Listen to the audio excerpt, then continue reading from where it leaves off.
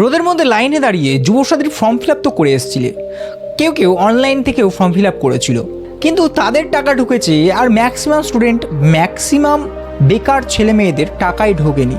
তো তাদের কি টাকা ঢুকবে না? দেখো, নতুন একটা আপডেট এসছে। প্রায় আশা তো আমরা ছেড়েই দিয়েছিলাম, হয়তো যাদের যাদের টাকা ঢোকেনি 1 মাসেরও, যাদের কোনো মেসেজে ঢোকেনি বা মেসেজে ঢুকেও টাকা ঢোকেনি, তাদের জন্য গুড নিউজটা এটাই, শোনা যাচ্ছে যে এই মাসের মধ্যেই নাকি টাকা সবার অ্যাকাউন্টে ঢুকিয়ে দেওয়া হবে ডিবিটি লিঙ্কের মাধ্যমে।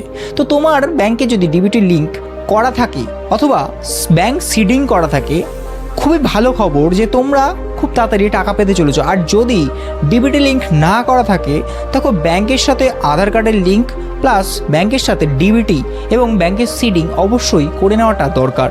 কারণ রাজ্য সরকার যে ভাতার টাকাটা পাঠায়, এখন থেকে ডিবিটি লিঙ্কের মাধ্যমেই পাঠানোর চেষ্টা করবে। এতটা অপেক্ষা যখন করেছো, আরেকটু অপেক্ষা না হয় করে যাও।